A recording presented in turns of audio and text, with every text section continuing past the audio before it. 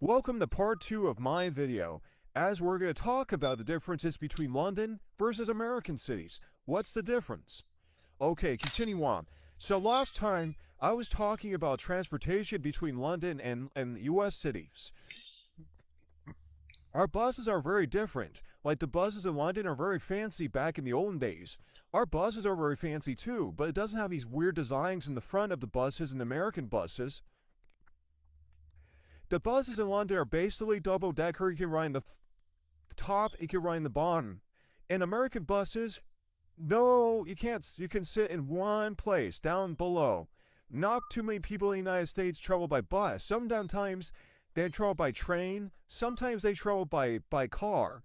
Everybody in the United States owns a car. They don't need to take a bus. Sometimes poor people take the buses, like people who have low incomes.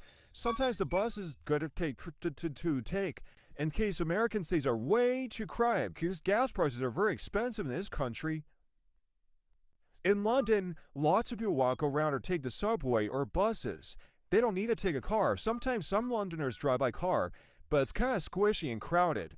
In American cities like New York, some people drive by car in New York, but some people travel by buses or walking or subway trains, like London, for example, except London's more better than New York in my opinion. Wouldn't that be kind of interesting if I could talk about the differences between London people versus American people?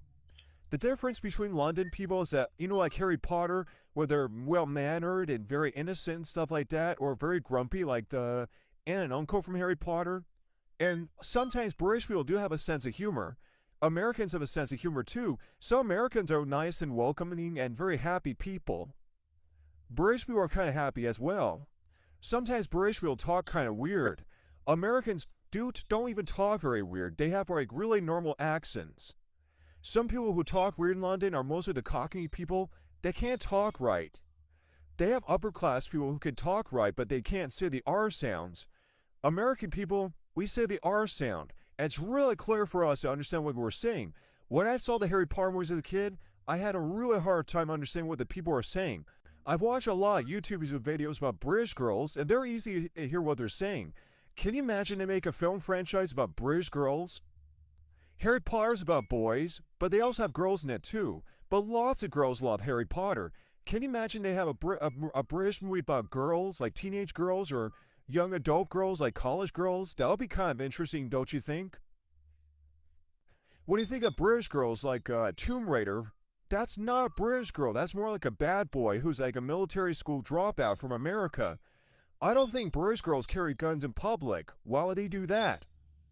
Lara Croft only fights policemen or like robots and crap like that, and statues that come to life to attack her. It's just a crap movie, of course. There's about 2 films in the series, and they're pieces of crap, of course. It's actually based on a series of video games that are kind of popular. They're fun though, but they're just pieces of crap. Girls kicking butt, I don't think girls would do things like that. Sometimes girls are to kiss boys, they do the laundry and cleaning stuff like that and the cooking. I don't think girls can go on adventures like fighting bad guys and policemen and stuff like that with guns. That's what men do, not women. That's like really stupid. I don't know if British people live in big mansions. Sometimes British people live in flats, like apartment buildings. And they also live in small houses. Not too many British people had to live in big giant mansions like you see in Downton Abbey or in Tomb Raider, or like Lady Penelope from Thunderbirds. Some British people are rich, but they're just like people like us. They live in houses and apartments like us. They don't live in big giant mansions like movie stars in California. Movie stars in California, the upper class people in the United States. So as politicians in the northeastern part of the United States, like Massachusetts and Virginia and stuff like that. The richest people in the United Kingdom are like the royal family, like King Charles of England and the royal family. They're like the richest people in the United Kingdom. They live in lots of houses, but they're the government people. But Donald Trump is like the richest president in the United States of America. He doesn't own many properties, but he does own a property in Camp David and also in Florida and the White House. Those are the properties that Donald Trump owns as president of the United States. London, England's known for their shops. They have like fashion stores, like clothes that girls like to buy, like winky fashions, fancy and stuff like that. They like to wear nice clothes. American girls are like that too. Like in New York City, some girls like to like fashion, stuff like that. And also in Los Angeles, lots of girls like fashion too. Like the ones who live in Beverly Hills, like all the movie star ladies and stuff like that. So American women and British women are kind of like the same. They both like fashion, like going to stores to buy clothes, like in California and New York City, for example. I don't know if Las Vegas women like to go shopping for clothes.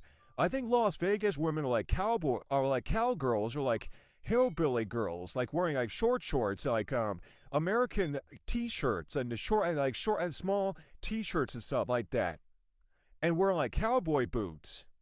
That's a typical girl who lives in Las Vegas. But for California girls, they have bikinis.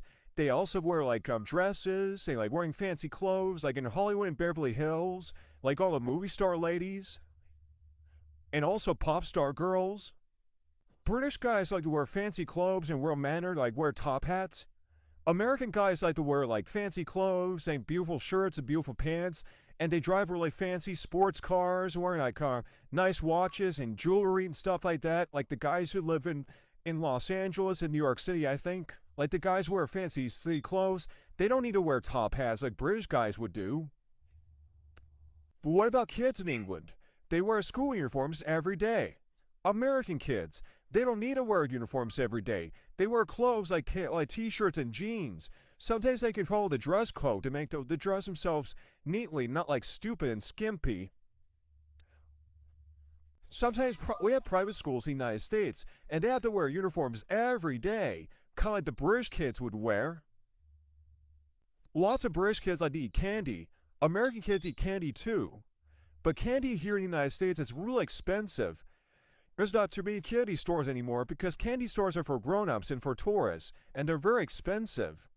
Where do kids buy candy in the United States? Not too many kids in the US will go to the candy store to buy candy. Some kids like to go to McDonald's and KFC and Burger King just to eat fast food. Do British kids eat fast food as well? Sometimes British kids go to McDonald's, but Harry Potter never indicate kids going to McDonald's. They just like to eat candy. That's their diet of British people. It's candy. So the last topic in this video, since I'm about to run out of time, to talking about London and the United States of America, let's talk about train stations. Harry Potter has a really big old-fashioned train station like King's Cross Station. Some of the trains in King's Cross does have a Eurostar train to take you to Paris. They have lots of high-speed trains at British train stations, you know, but sometimes trains in England are very expensive.